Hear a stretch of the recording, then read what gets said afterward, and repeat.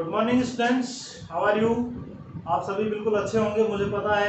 क्यों? क्योंकि आपके चेहरे की जो मुस्कान है वो बिल्कुल बता रही है कि आप सब बिल्कुल खुश हैं और इंजॉय भी कर रहे हैं अपने घर में छुट्टियों का, और साथ में पढ़ाई भी कर रहे हैं। जैसा कि मुझे पता लगा है टीचरों के माध्यम से कि सभी बच्चे जो है वो बड़े ज़ोर शोर से पढ़ाई के लगे हुए हैं। तो मुझे तो बड़ा अच्छा लगा, मैं प्राउड फील हुआ मुझे कि कमाल हो गया कि सभी बच्चे पढ़ाई के लगे हुए हैं। नोट्स चेक करके आए हैं, घर जाके उनके नोट्स भी कंप्लीट लिखे हुए हैं। तो आपके अंदर जो एग्रेसिव, जो आप इतने एग्रेसिव हो रहे हैं, ठीक है, आपके अंदर जो ये बदलाव जो है ये बहुत अच्छी चीज़ है। तो मैं तो आशा करता हूँ कि आप सब जो हैं वो इसी तरह से लगे रहें और अपनी पढ़ाई जो है वो सुचारू रूप से चलाते हैं। तो 12वीं क्लास जो है उनके जो हिंदी मीडियम के जो छात्र हैं और जो छात्राएं हैं, हमारे पास छात्र कम है, छात्राएं ज़्यादा हैं, ठीक है, क्योंकि एक लक्ष्य है। जितनी भी छात्राएं हैं उन सब ने एक एम बना रखा है कि अमित सर का बुढ़ापे में इलाज तो हमने ही करना है, ठीक है, कि जब बूढ़े हो जाएंगे उनमें तरह तरह की बीमारियां आ जाएंगी, कहीं डायबिटीज हो जाएगी उनको, कहीं आंखों से कम दिखाई देने लगेगा, ठीक है, या कुछ और उनके जो सिस्टम है वो काम करना बंद कर देंगे, उनका हार्ट जो होता है वो काम करना बंद कर देगा। तो हमारे पास जो है वो जो जितनी भी लड़कियां हैं वो सभी डॉक्टर बनने का एम लेकर चल रही हैं। कोई हार्ट पेशेंट बनेगी, क्यों, और कोई जो है वो न्यूट्रिशन पेशेंट रहेगी, यानी कि न्यूट्रिशन स्पेशलिस्ट रहेगी, कोई हार्ट स्पेशलिस्ट होगी, कोई किसी दूसरी बीमारी यानी कि मेडिसिन से संबंधित रहेगी। तो उन्होंने टारगेट भी मुझे चुन रखा है कि पेशेंट भी जो होगा वो हमारे गुरुजी होंगे सबसे पहले, ठीक है, उन्हीं का हम इलाज करेंगे, ट्राई करेंगे। क्यों? क्योंकि पढ़ाया भी तो उन्होंने ही है, तो ट्राई भी उन्हीं पे करेंगे। मरेंगे तो मर जाएंगे, इससे ज़्यादा क्या होगा। तो क्लास 12 यानी कि इंग्लिश मीडियम वाले जो बच्चे हैं उनके लिए हम टॉपिक पढ़ा रहे थे वास्कोसर्जन। वास्कोसर्जन की में हमने पढ़ा था, हम जो पढ़ा था वो हम पढ़ रहे थे रंध्र के बारे में, स्टोमेटा के बारे में। और डियर स्टूडेंट, रंध्र की जो गति होती है यानी कि रंध्र की जो क्रिया विधि होती है, इससे संबंधित हमने कुछ सिद्धांतों के बारे में पढ़ा, कुछ परिकल्पनाओं के बारे में, कुछ थीसिस के बारे में हमने पढ़ा है। और वो थीसिस कौन कौन सी थी? वो सबसे पहली जो थीसिस थी वो सायरे के द्वारा दी गई, जेडी सायरे के द्वारा दी गई थीसिस थी, जिसका नाम क्या था? मंड शर्करा परिकल्पना। यानी कि मंड का शर्करा में बदलाव होने से कोशिका की सांद्रता में परिवर्तन आ जाता है, जिससे वो उस पानी का अवशोषण करके स्थिति हो जाती है। दूसरी जो थी वो स्टीवर्ड की थी। स्टीवर्ड जो थे वो भी सेम टू सेम इसी प्रकार के थे, यानी कि वो भी जेडी सायरे की परिकल्पना को आगे बढ़ा दिया बलवान सर की तरह, ठीक है, काम मटोड़ कुत्ता कुत्ता घेरने वालों काम कर दिया उनने भी, ठीक है, कि उसी को आगे बढ़ा दिया कि ऐसा नहीं है, ग्लूकोज 1 फास्फेट की जगह क्या बन जाता है? ग्लूकोज 6 फास्फेट बनता है, जो बढ़िया तरीके से घुलनशील होता है, और नाम कमा लिया। 12वीं की आरबीएससी बुक में उनका नाम छप गया, ठीक है। और नंबर 3 जो है वो हमने पोटेशियम जो आयंस होते हैं, ठीक है, पोटेशियम जो आयंस होते हैं उनके ट्रांसफर से संबंधित हमने थीसिस को पढ़ा था, जो कि बहुत इंपॉर्टेंट थी कि दिन के समय में क्या होता है कि जो हमारी जो द्वार कोशिकाएं होती हैं उन द्वार कोशिकाओं में मैलिक अम्ल का निर्माण होता है, जो बाद में विजोजित होकर हाइड्रोजन आयन और मैलेट बनाता है। पास वाली कोशिकाओं से पोटेशियम आयन आता है, मैलेट से क्रिया करके पोटेशियम मैलेट बना लेते हैं, हाइड्रोजन आयन वहां से बाहर निकल जाता है, जिससे कोशिका की पराशरण जो सांद्रता होती है उसमें वृद्धि हो जाती है। कोशिका पानी को अवशोषित करके स्फीत हो जाती है और द्वार जो होते हैं वो खुल जाते हैं। लेकिन रात में उल्टा पुल्टा काम हो जाता है। क्यों? क्योंकि रात्रि में प्रकाश संश्लेषण नहीं होने के कारण CO2 की मात्रा में वृद्धि हो जाती है, जिससे पोटेशियम जो आयंस होते हैं उनका स्थानांतरण वापस किधर हो जाता है? सहायक कोशिकाओं की ओर हो जाता है, ठीक है, जिससे पराशरण सांद्रता में कमी हो जाने के कारण जो कोशिकाएं होती हैं वो वापस स्लथ होकर हमारे जो छिद्र होते हैं, हमारे नहीं सॉरी क्या नाम उनके, जो पत्तियों के जो छिद्र होते हैं उनको बंद कर देती है, ठीक है। तो ये परिकल्पनाएं हम कंप्लीटली पढ़ चुके हैं। आई होप आपको तीनों परिकल्पनाएं जो है वो बिल्कुल समझ में आ गई होगी। रिवाइज थोड़ा सा मैंने आपको यहाँ पे करवा दिया है, ठीक है। एक और जो फील्ड में मुझे शिकायत मिल रही है कि सर आपकी वीडियो कम आ रही है। बेटा वीडियो तो उतनी आ रही है, देखिए आप अपने चैनल पर देखिए, कह रहे थे भाई अमित गुरुजी की वीडियो कम आ रही है, बलवान जी ज़्यादा भेज रहे हैं। भेज ज़्यादा नहीं रहे, कम ज़्यादा आप अपने एपीएस के ऊपर ही देखो, क्योंकि मैं किसी भी वीडियो का आपके पास लिंक नहीं भेजूंगा। ठीक है, बलवान सर क्या कर रहे हैं कि वो लिंक भेज रहे हैं आपके पास डायरेक्ट, ठीक है, जिससे आपको व्हाट्सएप पे पता लग जाता है कि बलवान सर वीडियो भेज रहे हैं बलवान। लेकिन वीडियो तो हमारे भी हर रोज़ आ रहे हैं, हो सकता है कि जैसे कल नहीं आया था आज आपका वीडियो आ गया, तो इस तरह से कल एक आध दिन छोड़े एक दिन ऐसे ज़रूर हो सकता है। क्यों? क्योंकि समय का थोड़ा अभाव होता है। आज भी अब तुम्हें पता है, अगर टाइम की बात करूं मैं तो इस समय 11:15 हो रहे हैं, ठीक है, और मैं वीडियो बना रहा हूं जो कि हमारा टाइम 11 बजे तक का था, इसलिए। लेकिन फिर भी आज मेरी मजबूरी थी कि हिंदी मीडियम वाले बच्चों के लिए मैं वीडियो बना के जाऊंगा, चाहे मुझे 12 बजे हैं, जबकि इसका हमें एक्स्ट्रा पेमेंट नहीं दिया जा रहा है। ठीक है, तो आप मेरी मजबूरी को समझिए। फिर भी मैं कोशिश करूंगा कि हर रोज़ आपके वीडियो जो हैं वो आपको उपलब्ध होते रहें, और एक आध वीडियो के पश्चात ये जो चैप्टर समाप्त होगा, इसके पश्चात मैं आपको एक और चैनल जो है मेरा जो खुद का चैनल है, उसमें मैं दूसरा जो अपना पार्ट है जो कि ह्यूमन फिजियोलॉजी से संबंधित है, उसको उसके ऊपर शुरू कर रहा हूं, ताकि आपको डबल बेनिफिट जो है वो मिलता रहे। आप वहां भी उसको जरूर देखना। ठीक है, तो हम यहाँ पर रंध्र की क्रियाविधि से संबंधित सारी बातें पढ़ चुके हैं। अब हम पढ़ेंगे रंध्र की जो क्रियाविधि है या जो वाष्पोत्सर्जन है, इसको प्रभावित करने वाले कारकों के बारे में। तो टॉपिक डालिए, क्या डालेंगे? वाष्पोत्सर्जन को प्रभावित करने वाले कारक।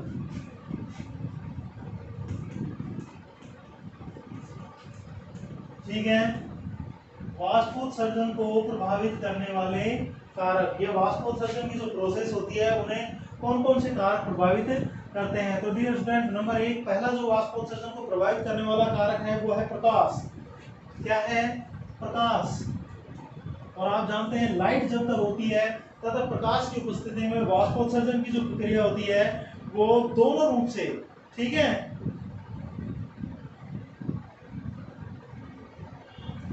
यानी कि प्रत्यक्ष और अप्रत्यक्ष दोनों रूप से प्रकाश जो होता है वो प्रभावित करता है। आप जानते हैं कि प्रकाश की जो उपस्थिति होती है, प्रकाश की जो उपस्थिति होती है उसमें रंध्र खुलते हैं। ठीक है, क्या होते हैं? रंध्र खुलते हैं। और प्रकाश के कारण जो तापमान होता है, अगर तापमान में क्या हो रही है? वृद्धि हो रही है, तो भी रंध्र जो होते हैं उनकी जो गति होती है यानी कार्य करने की जो क्षमता होती है वो बढ़ जाती है। तो हम क्या कह सकते हैं कि प्रकाश जो होता है वो वाष्पोत्सर्जन को प्रभावित करता है। किस प्रकार से? कि प्रकाश की उपस्थिति में रंध्र जो होते हैं वो खुल जाते हैं, जिससे वाष्पोत्सर्जन बढ़ जाता है। ठीक है, तो यहाँ पर प्रकाश जो होता है वो वाष्पोत्सर्जन की दर को क्या करता है? बढ़ाता है। क्यों? क्योंकि वाष्पोत्सर्जन यानी कि प्रकाश की उपस्थिति में क्या होता है? प्रकाश की उपस्थिति में रंध्र जो होते हैं वो खुलते हैं। ठीक है, अगर हम दूसरे उसकी बात करें, दूसरा जो हमारे पास है वो है वायु, वातन जिसे कहते हैं। और डियर स्टूडेंट, वायु जो होती है वो भी वाष्पोत्सर्जन की दर को बढ़ाती है। क्या करती है? वाष्पोत्सर्जन की दर को बढ़ाती है। ठीक है, तो क्या लिख सकते हैं कि वाष्पोत्सर्जन, वायु जो होती है वो वाष्पोत्सर्जन की दर को बढ़ाती है। क्यों? क्योंकि वायु क्या करती है कि पत्ती के आसपास जो नम वायु होती है, ध्यान रखना, क्या है? जो पत्ती के आसपास जो नम वायु होती है, कैसी नम वायु होती है? जो ह्यूमिडिटी जो होती है ना, उसको हटा देती है। ठीक है, जिससे रंध्र जो होते हैं वो आसानी से क्रिया कर सकें। और यहाँ पर वायु, तेज वायु में, ध्यान रखना, तेज जो वायु होती है, तेज वायु में वाष्पोत्सर्जन की दर जो होती है वो बढ़ जाती है। ठीक है, वाष्पोत्सर्जन की दर जो होती है वो क्या हो जाती है? इंक्रीज हो जाती है, बढ़ जाती है। ठीक है, अगर हम तीसरी बात करें कि तीसरा प्रभावित करने वाला कारक क्या है, तो वो है डियर स्टूडेंट, वो है तापमान। अभी पढ़ाया था मैंने कि तापमान के कारण भी क्या होता है? तापमान के कारण भी वाष्पोत्सर्जन की दर क्या हो जाती है? बढ़ जाती है। तापमान के कारण भी वाष्पोत्सर्जन की दर बढ़ जाती है, क्योंकि तापमान जो होता है वो ह्यूमिडिटी को थोड़ा सा अलग कर देता है। ठीक है, तो यहाँ पर क्या होगा? इंक्रीज हो जाएगी। आपको बस यही ध्यान रखना है। यहाँ से क्वेश्चन नहीं पुटअप किए जाते हैं, लेकिन फिर भी फॉर योर काइंड नॉलेज, आपकी इंफॉर्मेशन के लिए कि वाष्पोत्सर्जन कब कम होता है, कम ज़्यादा होता है, तो आपके माइंड में रहे। बाकी यहाँ से कभी भी क्वेश्चन पुटअप नहीं किए जाते हैं। या फिर मृदा जल जो होता है या प्राप्य मृदा जल, जो अवेलेबल वाटर होता है, प्राप्य जो मृदा जल है वो भी वाष्पोत्सर्जन को क्या करता है, वो भी वाष्पोत्सर्जन को प्रभावित करता है। कैसे कि प्राप्य जल जो होता है वो कमी है तो वाष्पोत्सर्जन की दर भी घट जाएगी। मान लें तो मिट्टी में पानी ही नहीं है तो वाष्पोत्सर्जन होगा किसका, और क्या हो जाएगा, पादप जो होता है वो सूखना प्रारंभ कर देता है, क्या हो जाता है, उसमें गिलानी शुरू हो जाती है। ठीक है, तो प्राप्य मृदा जल पानी में जो उपलब्ध जो अवेलेबल जो वाटर होता है डियर स्टूडेंट, अगर वही नहीं होगा तो ये मुझे ये बताइए कि पौधा सूखेगा किसको, और सूखेगा नहीं तो वाष्पोत्सर्जन किसका होगा। ठीक है ना, तो ध्यान रखना प्रकाश, वायु, तापमान और प्राप्य मृदा जल जो होते हैं वो हमारे वाष्पोत्सर्जन की दर को प्रभावित करते हैं। ठीक है, नोट्स मैं आपको भेज दूंगा और उसके आप उतार लेना। आज मैं कंफर्म भेजूंगा आपके पास, क्योंकि मेरा जो कैम स्कैनर है फोन का वो थोड़ा सा गड़बड़ हो गया। कारण क्या था कि मैंने नया फोन ले लिया था आपके लिए, है ना, आपके लिए मतलब आपकी वीडियो बनाने के लिए, बांटूंगा नहीं आपको। ठीक है ना, तो जिसमें कैम स्कैनर था मेरे पुराने वाले फ़ोन में, तो उससे तो क्या था कि पीडीएफ आसानी से तैयार हो जाती थी, लेकिन इसके अंदर पीडीएफ जो है वो ढंग से तैयार नहीं हो रही है। ठीक है, तो पीडीएफ हो जाएगी, मैं आपके पास सेंड कर दूंगा, कोई घबराने की जरूरत आपको नहीं है। नेक्स्ट जो अपना टॉपिक है इस पार्ट से संबंधित वो है डियर स्टूडेंट वाष्पोत्सर्जन का महत्व। ये एक अच्छा क्वेश्चन है, इसे हम क्वेश्चन के रूप में मैं आपके सामने लिखता हूँ और मैं ये देखता हूँ कि कितने बच्चे इसका हमें जवाब आसानी से देख पाते हैं। तो यहाँ पर आप क्वेश्चन लिख लेना बजाय टॉपिक के। क्या लिखेंगे कि देखो ध्यान से, ये क्वेश्चन आपके नेक्स्ट जो भी टेस्ट होगा उसमें आने वाला है। वाष्पोत्सर्जन एक आवश्यक बुराई है, ये इसके महत्व को प्रकट करता है। वाष्पोत्सर्जन एक आवश्यक बुराई है, कैसे, बड़ी अजीब बात हो गई, आवश्यक भी और बुराई भी। ठीक है, यानी कि नेसेसरी एविल्स है, तो कैसे है,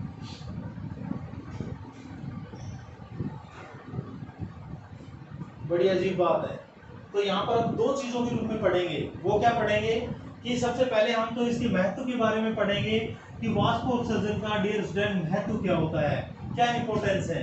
ठीक है, तो महत्व जो नंबर एक, अगर इसकी बात करें, क्वेश्चन क्या होगा कि वाष्पोत्सर्जन एक आवश्यक बुराई है, कैसे, तो आप लिखना कैसे शुरू करेंगे, आप लिखेंगे कि वाष्पोत्सर्जन, ये आंसर लिख रहा हूं मैं, इसको लिख लेना आप। वाष्पोत्सर्जन पौधों के लिए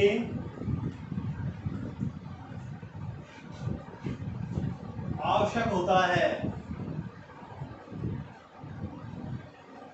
क्योंकि नंबर एक, क्योंकि के आगे आप क्रम डाल सकते हैं क्योंकि कुछ कारण है जिसके लिए आवश्यक है। नंबर एक कि क्या, रसारोहण, जो एसेंट ऑफ सैप है, जो पिछले चैप्टर हमने पढ़ा था, रसारोहण किसके कारण होता है, ध्यान कीजिए, भौतिक बल, जो डिक्सन और जोली का सिद्धांत, वाष्पोत्सर्जन खिंचाव है, ध्यान, तो रसारोहण वाष्पोत्सर्जन के कारण होता है, वाष्पोत्सर्जन के कारण होता है। समझ गए, ये पहला कारण है आवश्यकता का। दूसरी बात करें तो खनिज लवणों के अवशोषण के लिए आवश्यक है। इसके लिए खनिज लवणों के अवशोषण के लिए आवश्यक है ये, क्योंकि खनिजों का अवशोषण बगैर किसी भी फोर्स के नहीं हो सकता। ठीक है, पैसिव ट्रांसपोर्टेशन कभी भी नहीं हो सकता, उसके लिए फोर्स की आवश्यकता होती है। जो फोर्स कौन उपलब्ध कराता है हमें, वाष्पोत्सर्जन, जिसे हम ट्रांसपिरेशन फोर्स कहते हैं। ठीक है, तो खनिज लवणों के अवशोषण के लिए आवश्यक है। ठीक है, समझ रहे हो मेरी बात, बिल्कुल समझ रहे होंगे क्योंकि आप सभी समझदार हैं। तो दूसरा कारण क्या हो गया, खनिज लवणों के अवशोषण के लिए आवश्यक होता है। तीसरी बात अगर हम बात करें तो वो है पत्तियों के, चलो ऐसे लिख दो, पत्तियों के तापमान को कम करता है।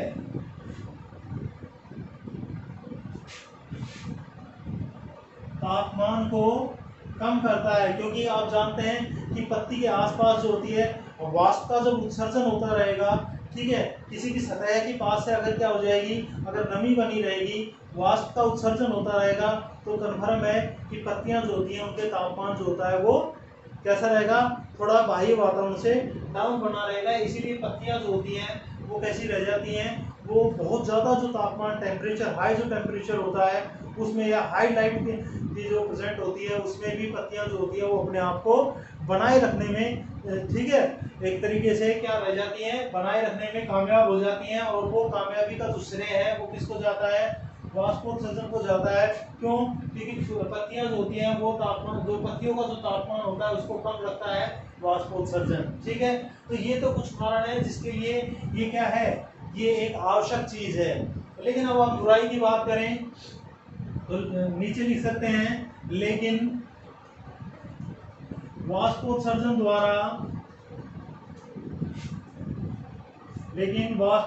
द्वारा क्या होता है बताइए, खूब जानते हैं आप क्या कि लेकिन वाष्पोत्सर्जन द्वारा कुल अवशोषित जल का, जो भी पेड़ पौधा बेचारा मेहनत कर रहा है ना, सौंप रहा है, ठीक है, पेड़ के द्वारा जितना भी पानी अवशोषित किया गया है, लेकिन वाष्पोत्सर्जन द्वारा कुल अवशोषित जल का कितना 98%, कितना 98% जो होता है हिस्सा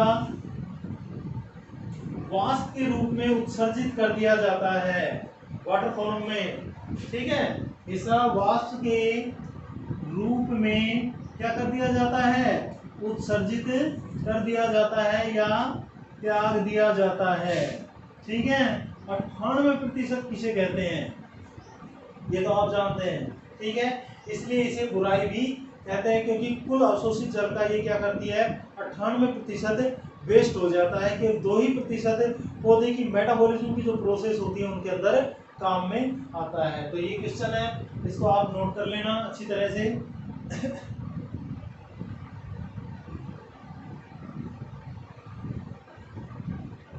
ओके, तो आई होप समझ में आ गया होगा कि ये एक आवश्यक नेसेसरी एविल्स क्यों है, आवश्यक बुराई क्यों है। अब इस पार्ट का अंतिम टॉपिक है वो है बिंदु स्राव, डेटेशन। क्या है डियर स्टूडेंट, वो है बिंदु स्राव, ठीक है। बिंदु स्राव के बारे में लगभग बच्चे जानते हैं, लेकिन बस ये है कि उन्हें हनुमान जी की तरह उनकी योग्यता जो है वो ताकत वो दिखानी पड़ेगी कि आप में इतनी काबिलियत है, ठीक है। हनुमान जी की एक विशेषता थी, पता है क्या, डेटेशन, GUTT, डेटेशन, बिंदु स्राव। हनुमान जी की एक विशेषता थी कि उन्हें एक श्राप मिला हुआ था, वो क्या था कि जब तक उनकी जो ताकत थी उस ताकत को जब तक क्या नहीं किया जाए, जब तक बताया नहीं जाए, जब तक उनकी समझ में नहीं आता था। तो आप भी ऐसे हनुमान हो कि आपकी ताकत को मुझे बताना पड़ता है कि आप कितने काबिल हो, और जिस दिन आपको ये पता लग गया कि मैं इतना काबिल हूँ, आपके लिए सब कुछ आसान हो जाएगा, ठीक है। तो अपनी काबिलियत को पहचानिए। बिंदु स्राव आप सभी जानते हैं, बिंदु स्राव का मतलब क्या होता है, सुबह सुबह जब आप उठते हैं तो आपने देखा होगा कि जो घास होती है उसके जो किनारे होते हैं उन पे छोटी छोटी नन्ही नन्ही बूंदें होती हैं। डियर स्टूडेंट, ये बूंदें ही क्या कहलाती हैं, इन बूंदों का निकलना ही क्या कहलाता है, बिंदु स्राव कहलाता है, वही गटेशन है, ठीक है। तो परिभाषा क्या होगी, इस पर चर्चा करते हैं कि गटेशन की जो परिभाषा है वो क्या होगी। तो पत्तियों के उपांतों से, पत्तियों के जो किनारे होते हैं, मार्जिन जो होते हैं उसके, पत्तियों के उपांतों से, उपांतों का मतलब यह किनारों से संबंधित है, जिन्हें मार्जिन कहते हैं, ठीक है। एक पत्ती जो होती है उस पत्ती का ये वाला जो सिरा जिसको मैंने डैश कर रहा हूँ, ठीक है ना, ये इसके उपांत कहलाते हैं, ठीक है। पत्तियों के उपांतों से जल का छोटी छोटी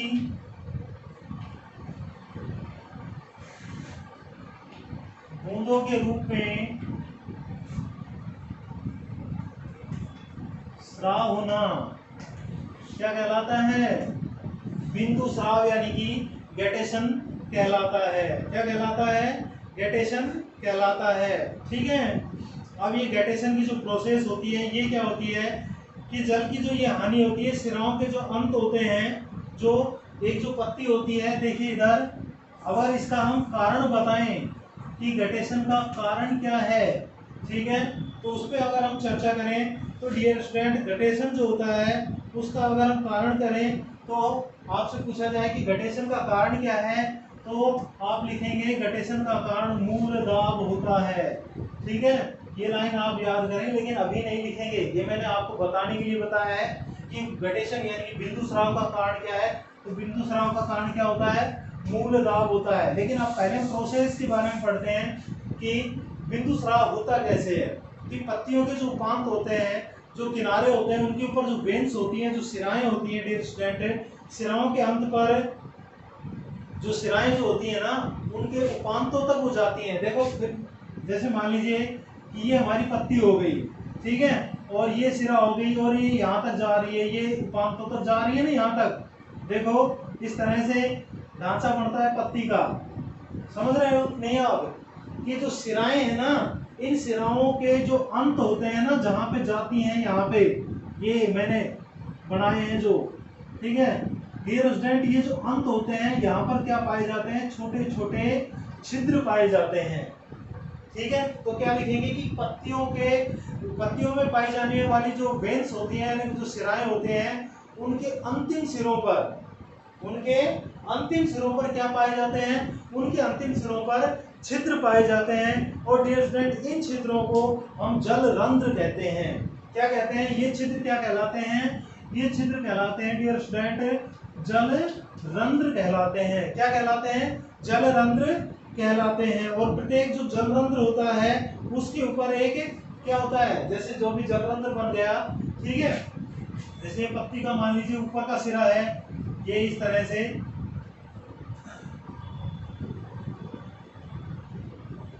ये मान लीजिए, तो यहाँ पर जो होता है, यहाँ एक छिद्र पाया जाता है, ठीक है, ऊपर वाला सिरा, ये इसके अंतरस्थ काट रहे हैं मान लीजिए हम, तो यहाँ पर एक क्या पाया जाएगा, एक छिद्र उपस्थित होता है। और यही जो छिद्र होता है ये क्या कहलाता है, जल रंध्र कहलाता है, सबसे ऊपर वाला। ठीक है, क्या कहलाता है, जल रंध्र कहलाता है। ये इसकी क्या हो गई, रंध्र हो गई, गुहा।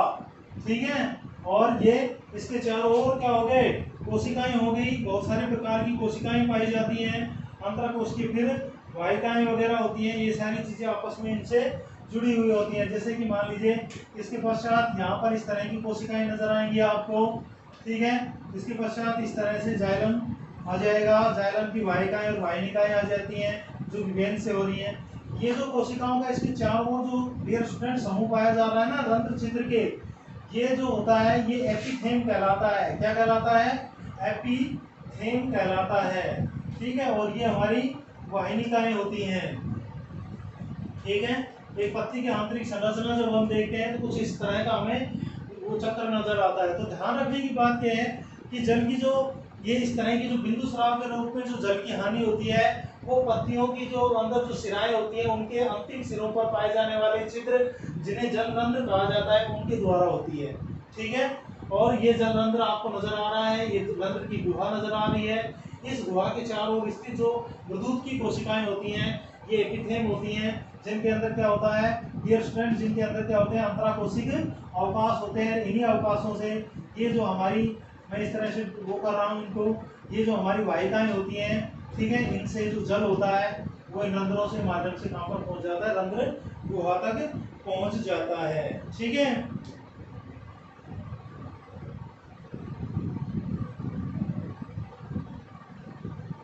ओके। अब बात यहाँ पर आती है कारण की। जैसे कि मैंने बताया था कि इसका जो कारण होता है डियर स्टूडेंट वो क्या होता है, मूल दाब होता है। एक्चुअल में होता क्या है कि जब जल अवशोषण ज्यादा हो, यानी कि ध्यान रखना इस चीज का, जब वैसे नोट में आपको सब कुछ मिलेगा लेकिन फिर भी मैं बता देता हूँ कि जब जल का अवशोषण ज्यादा मात्रा में हो और वाष्पोत्सर्जन की दर हो कम, जैसे इन दिनों में घास की पत्तियों पर सबसे ज्यादा क्या मिलती है, ओस की बूंदें दिखाई देती है, क्योंकि इन दिनों में जल का अवशोषण तो ज्यादा हो रहा है लेकिन वातावरण में ह्यूमिडिटी यानी कि नमी होने के कारण वाष्पोत्सर्जन की दर हो रही है कम। तो ह्यूमिडिटी भी एक प्रभावित करने वाला कारक है वाष्पोत्सर्जन को, कि अगर ह्यूमिडिटी ज़्यादा है वातावरण में, नमी ज़्यादा है तो वाष्पोत्सर्जन कम हो जाता है। तो इन दिनों में वाष्पोत्सर्जन कम हो रहा है, ठीक है। तो ऐसी स्थिति में क्या होता है कि जो वाहिकाएं होती हैं या वाहिनिकाएं होती हैं उनमें क्या हो जाता है, मूल दाब उत्पन्न हो जाता है। कब, कैसी स्थिति में, जब जड़ के द्वारा पानी ज़्यादा अवशोषित किया जाए, वाष्पोत्सर्जन की दर कम हो, तो ऐसी स्थिति में जाइलम की जो वाहिकाएं होती हैं उनमें क्या उत्पन्न हो जाता है, उनमें मूल दाब उत्पन्न हो जाता है। क्या उत्पन्न हो जाता है, मूल दाब उत्पन्न हो जाता है, जिससे जिससे क्या होगा, वाहिकाएं, जिससे वाहिकाओं में भरा हुआ जल है। अब इसी मूल दाब के कारण, ध्यान दो इस तरफ, क्या क्या कहा गया है कि जब जड़ों के द्वारा जल का अवशोषण ज्यादा हो और वाष्पोत्सर्जन कम होता है, ऐसी स्थिति में क्या होगा कि जो जाइलम की वाहिकाएं होती हैं, इन जाइलम की वाहिकाओं में क्या हो जाता है, मूल दाब उत्पन्न हो जाता है। क्या हो जाता है, मूल दाब उत्पन्न हो जाता है, जिससे क्या होगा, इसी मूल दाब के कारण वाहिकाओं से निकलकर जल कहाँ पहुंच जाता है, इन अंतराकोशिक अवकाशों से होता हुआ और रंध्र की गुहा में पहुंच जाता है। बड़ा आसान है, ठीक है।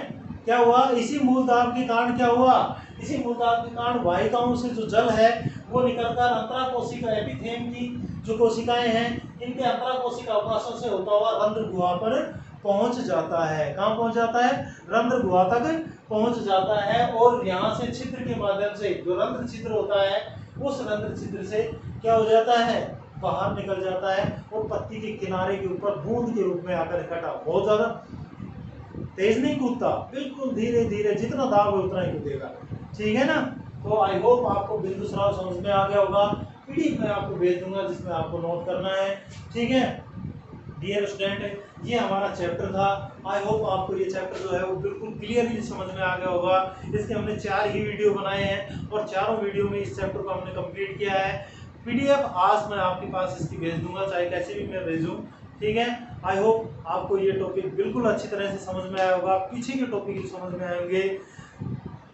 पोटेशियम आयन जो स्थानांतरण की जो प्रोसेस है उसको आप अच्छी तरह से एक बार फिर रिवाइज कर लेना, परीक्षा की दृष्टि से वो बहुत ही ज़्यादा महत्वपूर्ण है, ठीक है। तो नेक्स्ट वीडियो में जब तक हम आपसे मिलें तब तक हंसते रहिए, मुस्कुराते रहिए और याद करते रहिए, ठीक है। किताबों को याद कीजिए, पाठ को, ठीक है। कहीं कुछ और ही समझ रहे हो आप, याद करना किसे याद करें, गुरुजी को याद करें, भगवान को याद करें, नहीं, मुस्कुराइए, पढ़िए, याद कीजिए किताबों में जो नोट्स लिखे हुए हैं उनको। Okay, so goodbye, have a nice day.